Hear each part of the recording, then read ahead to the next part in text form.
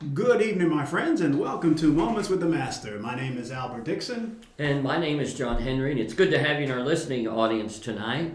We realize it's a little bit cold outside, but we hope that you're warm and comfortable where you are tonight as you tune in to listen to us. And we hope that the things that we have to say tonight will be beneficial in our study. I believe tonight, Albert, we're going to go ahead and go into the book of Numbers. Yes, absolutely, John. And I think it's a very interesting book, and the majority of it really deals with a lot of the wilderness wandering of the Israelites, and then looking at some other things we'll talk about along the way.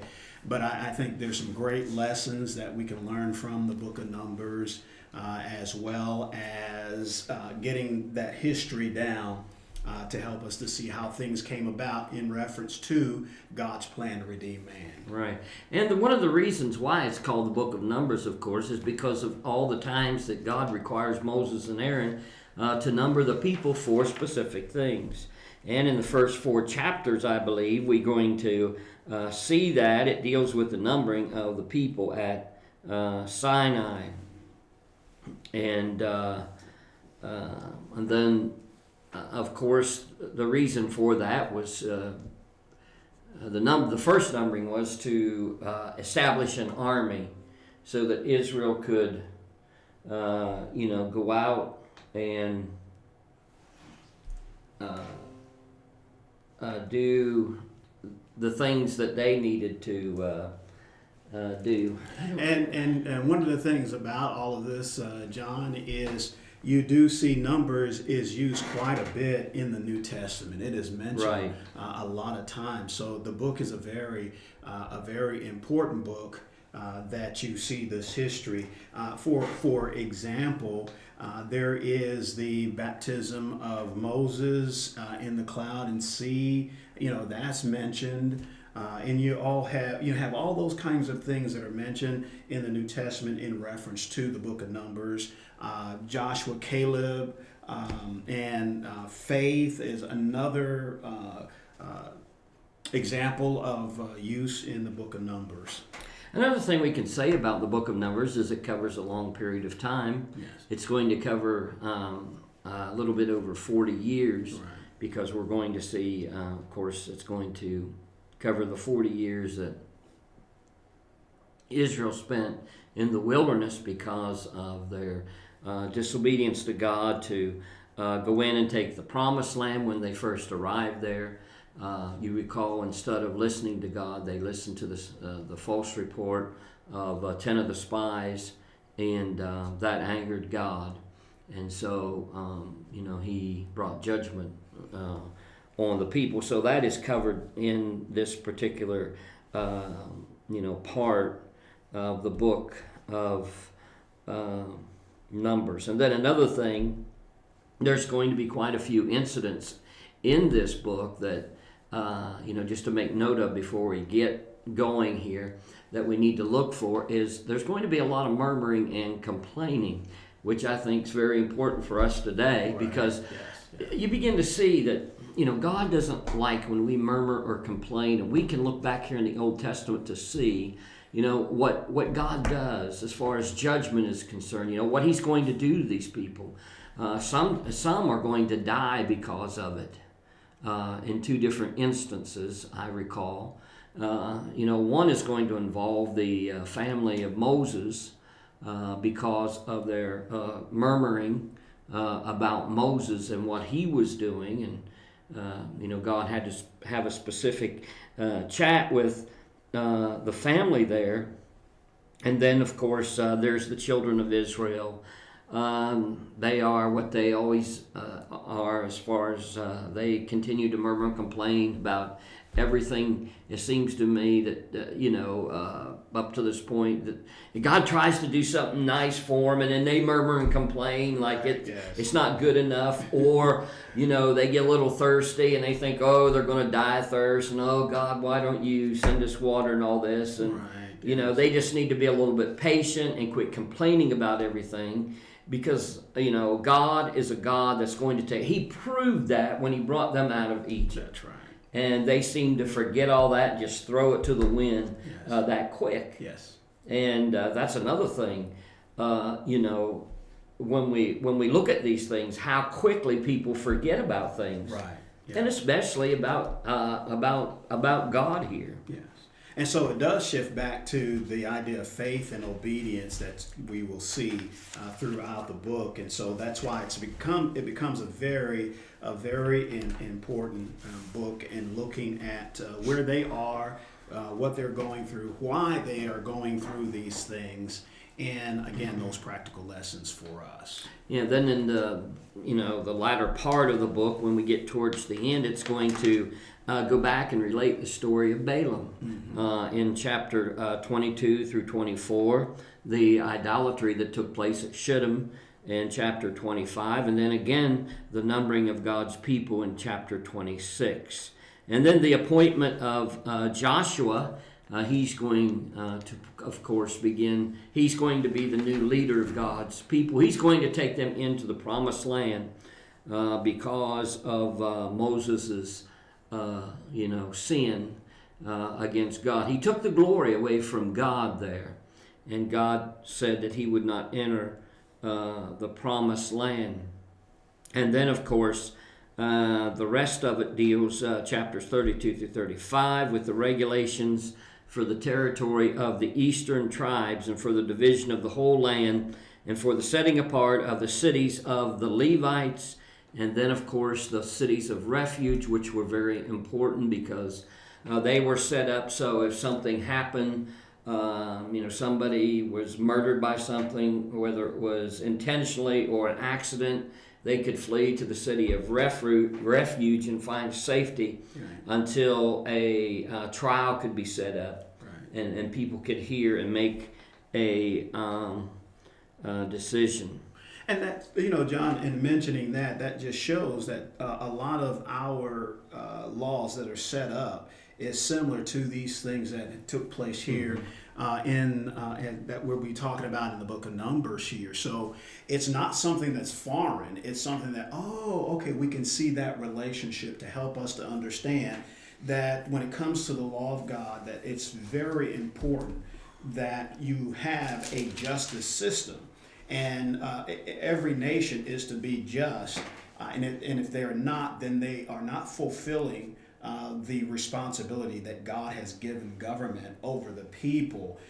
It's not there to oppress the people, but it's there to punish those who are evildoers. And then there is the fair system for someone who may have accidentally done something, and they could go to the courts and then it would find out whether they were guilty or innocent of those things. And you just see that a lot, and it's important that we understand these things.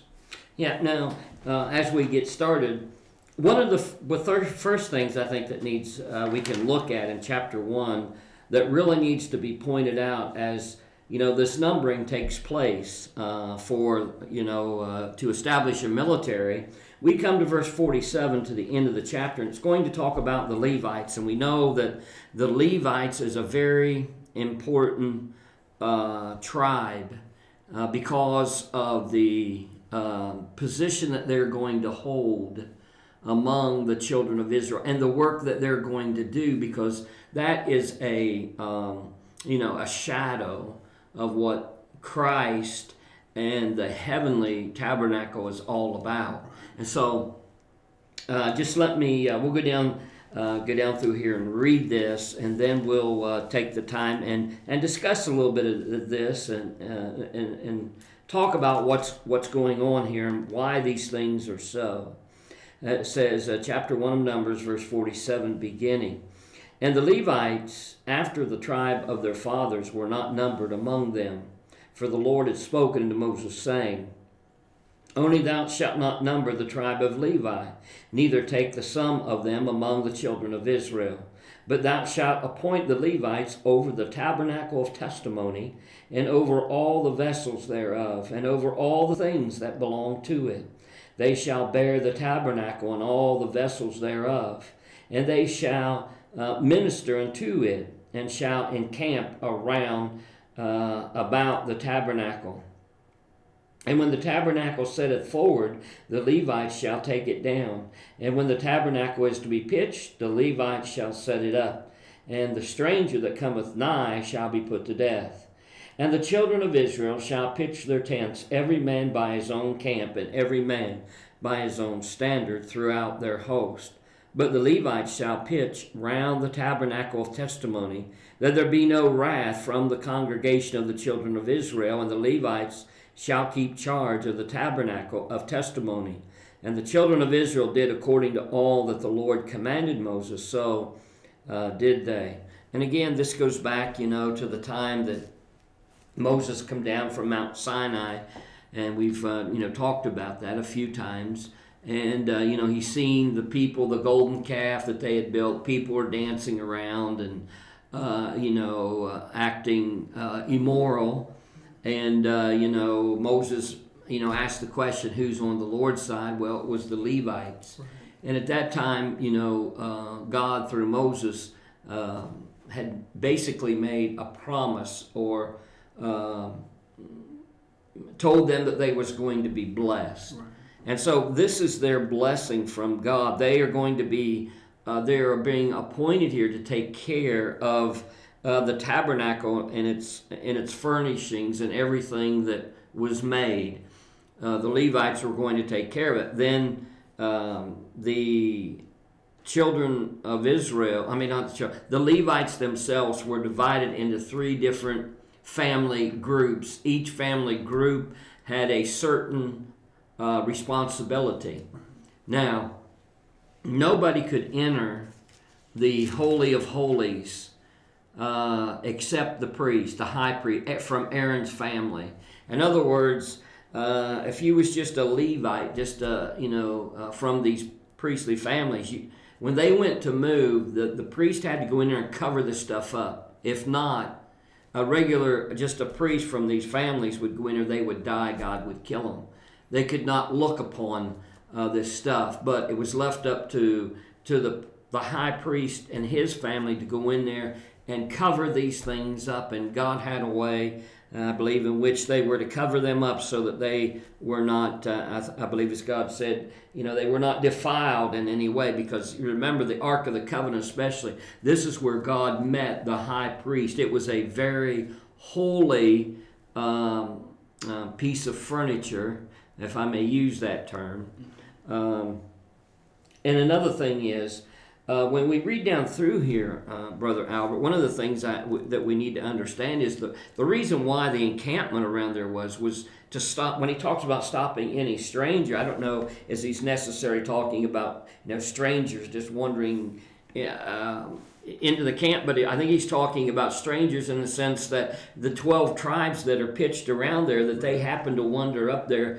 No, you've got these other. You've got the tribe of Levi that are camped, and part of their job was to keep the other people back, and keep them in their place, or God would strike them dead. Yeah, and the interesting thing, as you pointed out, John, in that is, remember, even though the priests came from the tribe of Levi, but not all the Levites were priests. Right. And so, as you pointed out, the responsibilities that they did have, and the families were divided to take care of certain aspects of the transportation of the tabernacle and its utensils. But when it came to the Ark of the Covenant, the priests were the ones that were to transport it, and God had it designed in such a way that they would, with the rings on the Ark of the Covenant, and it would be transported with the poles, and the priest had that responsibility. Later on, what you do see is that was violated, and because that was violated, there were consequences. Right. And so God had already stipulated how everything would be done and who would take care of what, and it was to be followed. And that was a matter of the idea of obedience here. All of that still is included in what we talked about in regards to the law that was given to the children of Israel, that they still were to abide by those things. God was serious about it, and they needed to learn to take these things seriously as well. And so it was well organized, structure, and that's one of the things about God. He's a God of order. God of structure, and you could see that in the numbering and the design of where each tribe would be, right. John, as you look throughout the book of Numbers. And I appreciate what you said. Another word I think would structure, order, and pattern. Pattern, that's exactly. Yes, mm-hmm. Because when it came to the ark and other thing, even this. Right. Even the tabernacle, there was a pattern later on. The temple is going to be patterned, and that's come right. to the New Testament, the church, it's after a pattern. Yes. And so, God is that way. He's, like you said, very good point. God is a God of structure. Yes, that's right. There's no chaos with, chaos with God. Oh, what do we need? No, it's always laid out. Yes, that's right. Yeah. For man to take care of.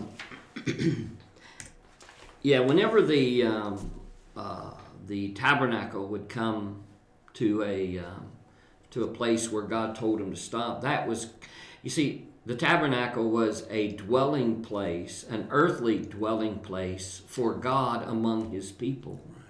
And so it's kind of important that we see that. And as you picture this tabernacle there and all the people away, and only the high priest, as we've seen in Leviticus 16, on the Day of Atonement, you think about, maybe there was 4 or 5 million people that come out of Egypt, it's estimated to be, and there was only one person that could approach God in the Holy of Holies, and that was the high priest. And he had to do it for everybody. Yes. And why? Because of sin. Yes. Sin separates man from God. That's right. And so, we need to be thankful that, God had that plan, the scheme of redemption, and He could see down the stream of time, and He sent His Son, and His Son shed His blood for the new covenant, which we're under today, and today we're all priests, and Christ is our great high priest, and we all can approach God today because of that. And that's a great blessing, and it's something that we need to learn from this. I think this idea of pitching the tabernacle out there and what it signifies, because to me, if I was a Jew, an Israelite, and I knew the history and everything, they should be able to recognize why that tabernacle set up, why only the high priest could go in there once a year. Right. And it would signify that, it was because of sin. Even though God wanted to be with His people, it was sin that separated man from God. So chapters 2 and 3 covers that organization. Anything else you wanted to point out on that, John, as we continue to move forward, to just kind of lay things down or out in the first few chapters of the book of Numbers? And I would encourage you to take the time to read through it. Like I said, it may seem a little bit boring to you, but I will I will attest to the fact that if you do pay attention, you would be able to see the order of God and how important these things are as you continue. Another thing that, if we go over to chapter 3 for just a moment, one of the things I think, again, it has to do with the Levites. Verse 3 says, "These are the names of the sons of Aaron, the priests, which were anointed, whom he consecrated to minister in the priest office. Nadab, Abihu died before the Lord when they offered strange fire before the Lord in the wilderness of Sinai, and they had no children. And Eleazar and Ithamar ministered in the priest office in the sight of Aaron, their father." Now, I want to take a moment, and we remember that story from the book of Leviticus, when everything was being set up, and what Nadab and Abihu did, and it was a disobedience to God, and fire come out from the tabernacle and killed these two boys. But the thing of it is, here again, this is brought up. It's brought up as a reminder, and it goes back to what we were talking about, when God, tells us to do something, and He's already, gave us a pattern to follow. He's already prescribed through the Scriptures what we need to do, then we need to obey. And when we don't obey, when we don't listen to God, or we don't think we have to listen to God, then, here's consequences. Right. They're going to come. Judgment is going to come. And so here is a reminder, maybe to the to all of Israel, of course, but especially to the Levites. Right. Yeah. As they're going to begin to take their work, forward, I should say. And then in verse 5, it said, the Lord spoke unto Moses, saying, and here's when they're consecrated. He says, bring the tribe of Levi near and present them before Aaron the priest, that they may minister unto him. And they shall keep his charge and the charge of the whole congregation before the tabernacle of the congregation to do service of the tabernacle. And they shall keep all the instruments of the tabernacle of the congregation, and the charge of the children of Israel to do the service of the tabernacle. And thou shalt give the Levites unto Aaron and to his sons. They are wholly given unto him out of the children of Israel. And that thou shalt appoint Aaron and his sons, and they shall wait on their priest office. And the stranger that cometh nigh shall be put to death. And the Lord spake unto Moses, saying, and I, behold, I have taken the Levites from among the children of Israel, instead of all the firstborn that opened the matrix among the children of Israel. Therefore the Levites shall be mine, because all the firstborn are mine. For on the day that I smote all the firstborn in Egypt, I hallowed unto me all the firstborn in Israel, both man and beast. Mine shall they be, I am the Lord. And of course, one of the things, even though God took the Levites in place of the firstborn, he does make account of all the male from 1 month. You had to be a month old and then upward. And then what God did was he subtracted the number of Levites from the firstborn males of just the whole nation of Israel, and whatever was left, like maybe, I don't know what it come out to be, I guess. Let's see here, 22,273, I guess. And so what happened, some kind of adjustment or restitution, they had to, because of the firstborn, they had to they had to pay so much money for each one. And then as you read on down through here, then we see that money that was collected because the children of Israel, their firstborn had to be atoned for. That money went to Aaron and to the priest to evidently help them in the work. And so I thought that was interesting. And so that kind of pointed out some things there in chapters 3 about that. Then it just quickly in verse 17, these were the sons of Levi by their names, Gershon, Kohath, and Merari. And so those are the three families from the tribe of Levi that were posted around the tabernacle, along with Moses and Aaron at the front of the tabernacle, because they were the high priest. And chapter 4 then goes into and deals with the specificity of their responsibility with the tabernacle. And so you can look at that in a great detail there. I would encourage you to do that, to look at that as well. And because, again, God specified who has what responsibility, and they were to do it accordingly. And if they violated God's instructions, then as John pointed out earlier, there are consequences.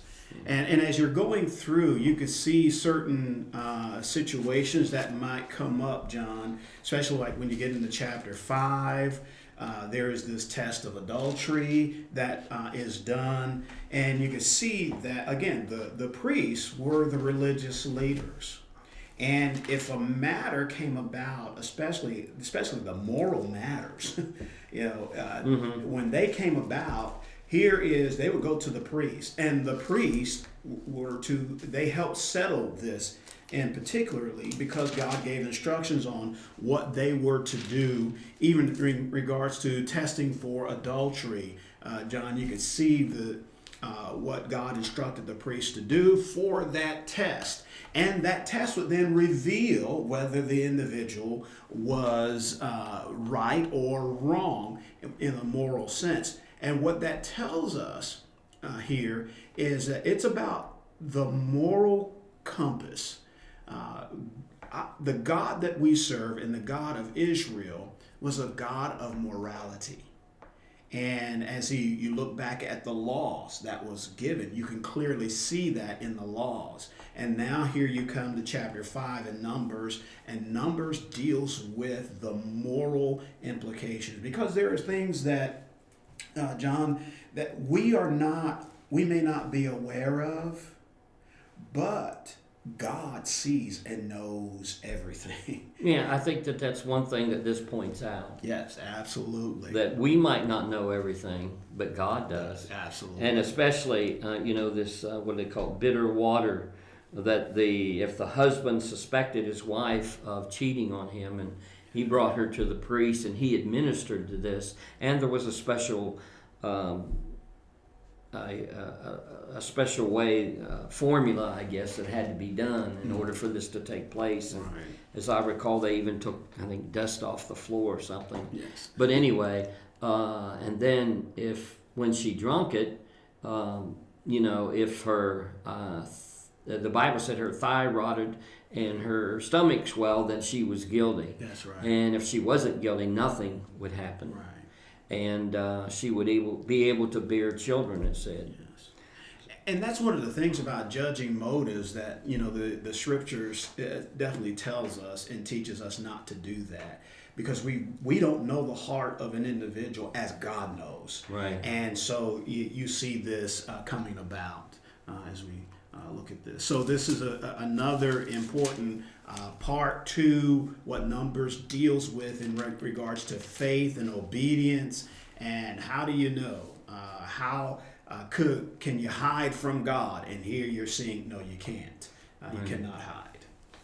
And then as we go into number 6, the next thing we see is the Nazirite vow. Yes. That comes up. And God placed restrictions on the person that was to take this Nazirite vow. In verse 3, he shall separate himself from wine and strong drink. He shall drink no vinegar of wine or vinegar of strong drink, neither shall he drink any liquor of grapes, nor eat moist grapes or dried. All the days of his separation shall he eat nothing that is made of the vine tree, from the kernels even to the husk. All the days of the vow of his separation there shall be no razor come upon his head, until the day be fulfilled, in which he separateth himself unto the Lord. He shall be holy, and shall let the locks of his hair of his head grow. Now sometimes we see all these pictures of kind of quote Jesus, and he's always long hair. I think that comes from possibly the idea that some believe that Jesus was under the Nazirite vow, but that's I don't think that's correct. I think what the confusion is there is that Jesus was from Nazareth. He was a Nazirite. That doesn't mean that he had taken this. He was a Nazarene. He didn't take that. That doesn't mean he was under this Nazirite vow. They're two different things: being from a place and then the Nazirite vow.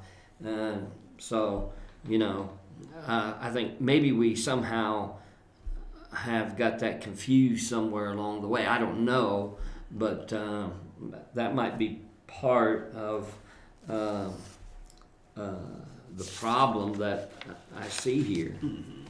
Yes. And it was something, that whatever promises they made to God, they had to fulfill. A razor wasn't allowed to come on the head like that. Like I said, let their hair grow long. Samson he had taken the Nazarite vow, and that's why when his head was shaved, or the hair cut off, he had lost his power. And of course, while they was under the Nazarite vow, they couldn't allow anything to defile them.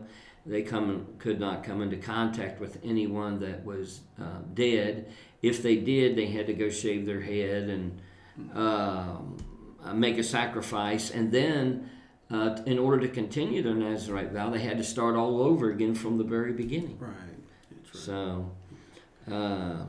And then, John, you get to the latter part of chapter 6, and we have been talking about the benediction or the prayer that Aaron speaks to the sons of Israel here, or to his sons.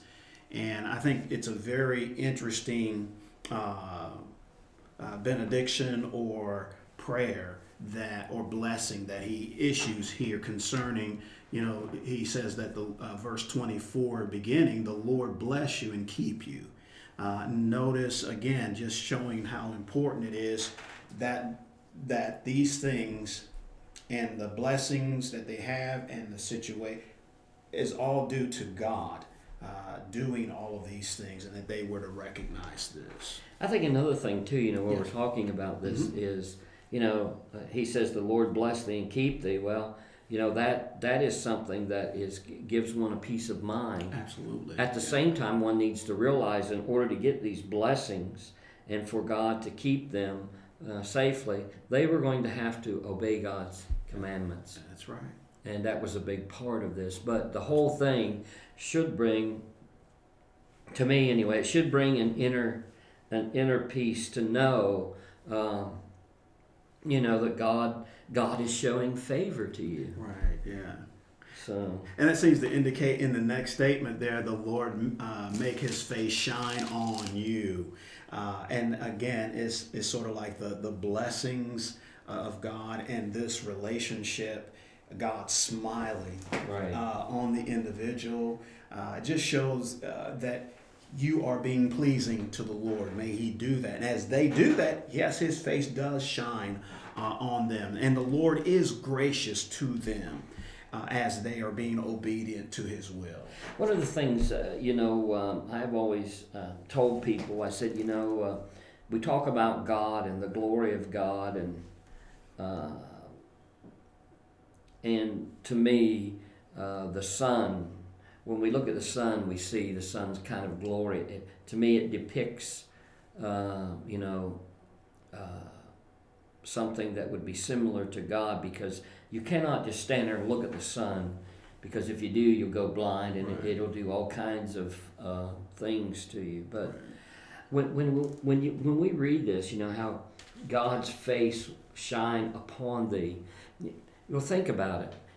When the sun's out and the sun is shining, people are happy, and everything, But you take a dark, gloomy day when everything is, it's not, you got the complete opposite. That's right. And so it's just something that come to my mind that, when you see God smiling upon you, I can see the sun's rays kind of, giving us that warmth, that good feeling. That's right. Because, the sun's important. We get vitamin D from the sun. Right.